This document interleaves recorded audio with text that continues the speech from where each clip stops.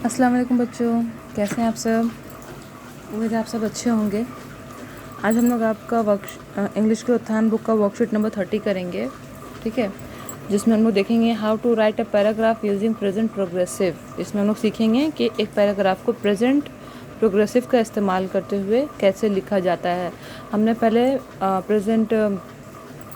Simple present के बारे में डिस्कस किया है कि हम लोग सिंपल प्रेजेंट का इस्तेमाल करते हुए पैराग्राफ कैसे लिखेंगे।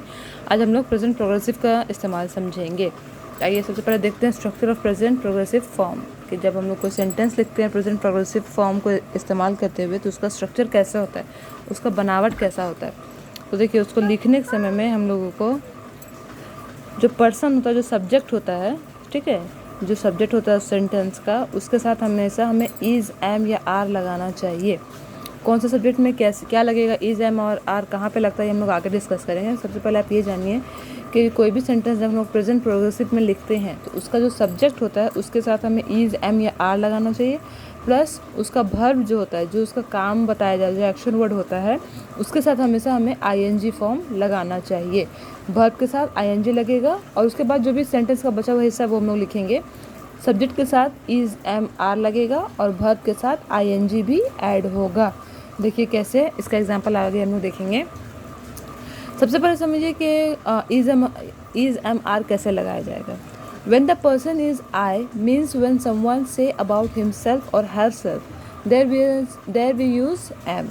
मतलब कि जब कोई अपने बारे में, जब कोई इंसान अपने बारे में कुछ लिखता है, अपने बारे में बताते हुए कोई सेंटेंस लिखता है, तो वो अगर मान लीजिए मैं अपने बारे में कुछ लिखना चाहूँगी कि मैं पढ़ा रही हूँ, तो हम लोग क्या यूज़ करेंगे अपने लिए, खुद के लिए हम लोग हमेशा यूज़ करते हैं आई, ठीक है ना।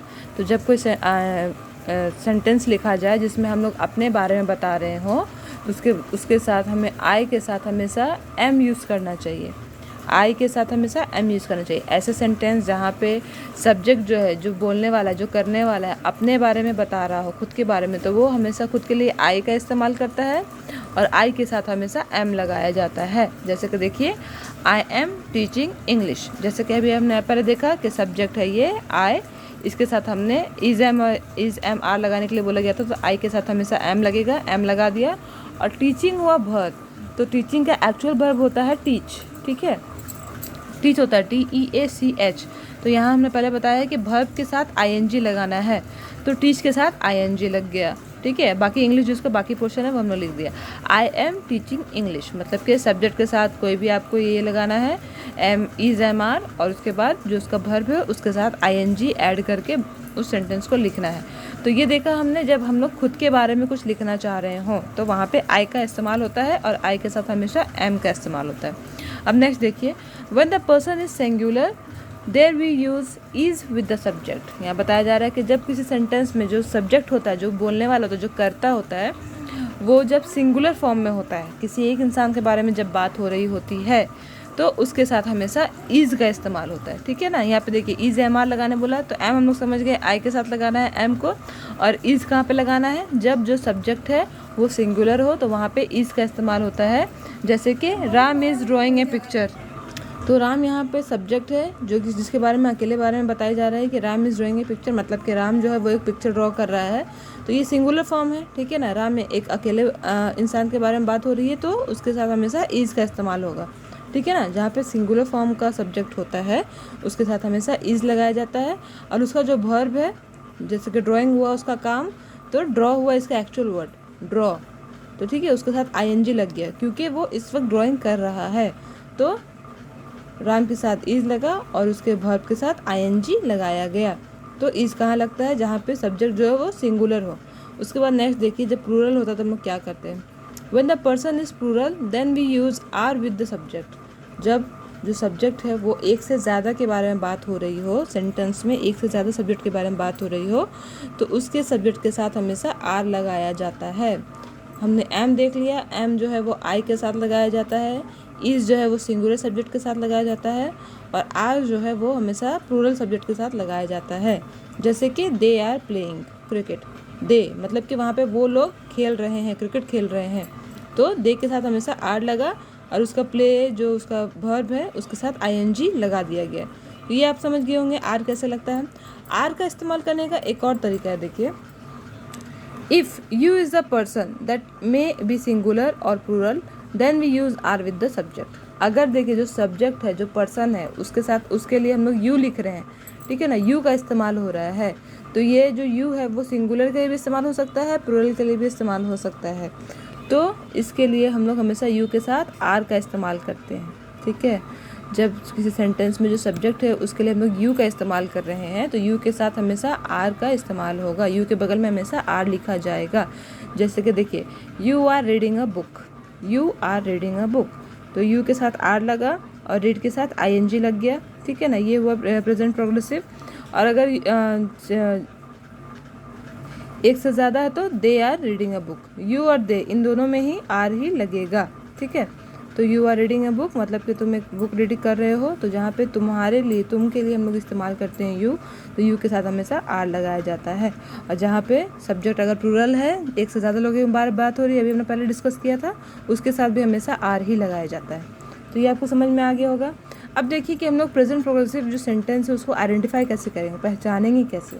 तो an action took place in the recent past and in going on till the moment of speaking. ऐसा काम जो अभी अभी हाल ही में ख़त्म हुआ हो, या जैसे अभी काम वो कंटिन्यू चल रहा हो, हम लोग जिसके बारे में बात कर रहे हैं वो काम अभी भी चल रहा हो, उसको बोला जाएगा प्रेजेंट प्रोग्रेसिव सेंटेंस। जैसे कि मान लीजिए आई एम टीचिंग, मैं अभी पढ़ा रही हूँ, यू आर वॉचिंग, आप लोग देख रहे हो, दे आर प्लेइंग, वो लोग खेल रहे हैं। तो ऐसा एक्शन जो अभी कंटिन्यू हो रहा हो, जो अभी चल रहा हो जो काम, उसको हम लोग बोलेंगे प्रेजेंट प्रोग्रेसिव सेंटेंस, ठीक है। जिस सेंटेंस में ये समझ में आता हो कि उसमें जो काम है वो अभी कंटिन्यू चल रहा है, जब हम लोग जिसके उसके बारे में बात कर रहे हैं वो काम उस समय भी जारी है, तो उसको बोला जाएगा प्रेजेंट प्रोग्रेसिव। जैसे कि देखिए you are watching YouTube class, आप लोग अभी क्या कर रहे हैं, यूट्यूब क्लास देख रहे हैं, तो जो काम अभी जारी है उसके लिए इस्तेमाल होता है, उसके वो बोला जाएगा प्रेजेंट प्रोग्रेसिव सेंटेंस। तो ये समझ गए आप लोग कि प्रेजेंट प्रोग्रेसिव किसको बोला जाएगा और किस सेंटेंस के साथ क्या क्या कैसे कैसे उसको लिखने का तरीका है, यहाँ तक आप समझ गए होंगे। अब आइए इसका हम लोग थोड़ा एग्जाम्पल देख लेते हैं। जैसे कि देखिए सिंपल प्रेजेंट में हम लोग लिखते हैं आई ईट, मैं खाता हूँ या मैं खाती हूँ। इसको हम लोग प्रेजेंट प्रोग्रेसिव में कैसे लिखेंगे, जैसे कि हमने बताया आई के साथ एम लग जाएगा और ईट के साथ आईएनजी लगा दिया जाएगा। तो प्रेजेंट प्रोग्रेसिव में कैसे लिखेंगे, I am eating. Simple present में आई ईट और प्रेजेंट प्रोग्रेसिव में आई एम ईटिंग। यहाँ वो मैं खाती हूँ, यहाँ इसका मतलब होता है मैं खा रही हूँ, मतलब कि मैं जब बता रही हूँ तो उस समय मैं खा रही हूँ, वो काम अभी चल रहा है। तो ये हो गया आई एम ईटिंग, आई के साथ एम लग गया और ईट के साथ आईएनजी लग गया, ठीक है, सिंपल है। वी रीड, हम पढ़ते हैं, तो ये हो जाएगा वी आर रीडिंग, हम पढ़ रहे हैं। देन यू प्ले, तुम खेलते हो, अभी अगर ये प्रेजेंट प्रोग्रेसिव में लिखना है मतलब कि अभी वो खेल रहा है, तो ये हो जाएगा you are playing. You pluck, आप फूल तोड़ते हो मान लीजिए, ठीक है, यू प्लक फ्लावर्स। उसके बाद इसको अगर हम लोग प्रेजेंट प्रोग्रेसिव में लिखेंगे तो कैसे लिखेंगे, यू आर प्लकिंग फ्लावर्स, तुम अभी फूल तोड़ रहे हो। मदर कुक, माँ पकाती हैं, खाना पकाती हैं। और अगर लिखना है कि माँ अभी खाना पका रही हैं, जब हम लोग बात कर रहे हैं उस समय खाना पका रही हैं, तो मदर इज़ कुकिंग। उसके बाद दे गो, वो लोग जाते हैं, प्रेजेंट में इसको लिखेंगे दे आर गोइंग, ठीक है। कुछ नहीं है, बस आपको सब्जेक्ट के साथ इज एम आर सेट कर देना है और उसके वर्ब के साथ आईएनजी फॉर्म सेट कर देना है। अब आइए ना नेक्स्ट एग्जांपल देख लेते हैं, थोड़ा क्या है ये। देखिए ये तो हम लोग समझे। अब कौन से वर्ब के साथ आईएनजी किस वे में सेट होगा वो थोड़ा डिस्कस करेंगे। How to add ING with the verb, कौन से वर्ब के साथ कैसे आईएनजी सेट होगा, उसके स्पेलिंग्स क्या क्या होंगे, चेंज होंगे कि नहीं, उसके बारे में थोड़ा देख लेते हैं। When the verb ends in e there we drop the e and add ing ing, ठीक है। When the verb ends in E, मतलब कि जब कोई वर्ब ई के साथ ख़त्म होता है, ई लेटर पे ख़त्म होता है, तो वहाँ पे हम लोग क्या करते हैं, ई को कैंसिल कर देते हैं, ई को हटा दिया जाता है और उसमें आईएनजी लगा दिया जाता है। बाकी के स्पेलिंग में के साथ आईएनजी लगा दिया जाता है। अगर कोई वर्ब है, कोई एक्शन वर्ड है जो ई के ऊपर ख़त्म हो रहा है, तो उसके स्पेलिंग से ई को हटा दिया जाएगा और आईएनजी लगा दिया जाएगा। जैसे कि देखिए टेक, टेक का स्पेलिंग क्या है, TAKE, ई पे ख़त्म हुआ, तो हम लोग इसका वर्ब जब प्रेजेंट प्रोग्रेसिव में करेंगे तो कैसे करेंगे, ई को हटा दिया जाएगा, सिर्फ आईएनजी आ जाएगा, TAKING, टेकिंग। बेक का हो जाएगा बेकिंग, ई हट गया, आईएनजी लग गया। राइड का हो जाएगा राइडिंग, ई हट गया, आईएनजी लग गया। तो जब कोई वर्ब ई पे ख़त्म होता है तो उसके स्पेलिंग से ई को हटाकर ing लगा दिया जाता है।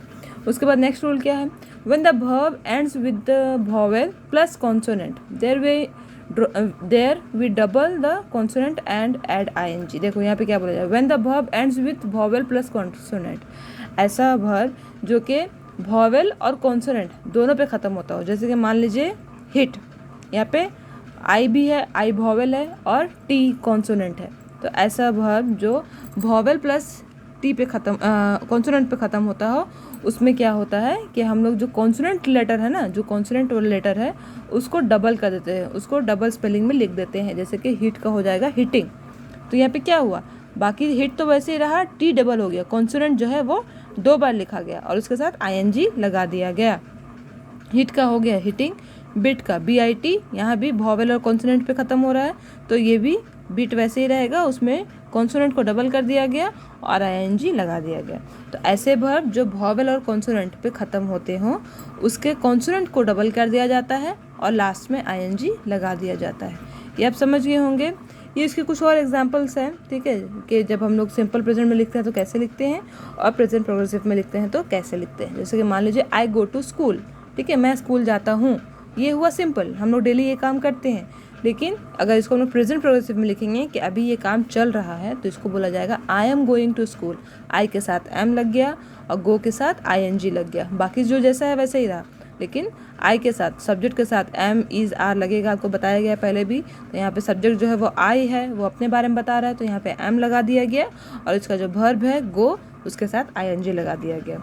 वैसे नेक्स्ट, वी प्ले टुगेदर, हम लोग एक साथ खेलते हैं। प्रेजेंट प्रोग्रेसिव में वी आर प्लेइंग टुगेदर, हम लोग अभी एक साथ खेल रहे हैं, ठीक है ना। इसका मतलब क्या हुआ, वी आर प्लेइंग मतलब कि हम लोग अभी ये काम चल रहा है, तो इसको लिखेंगे वी आर प्लेइंग टुगेदर।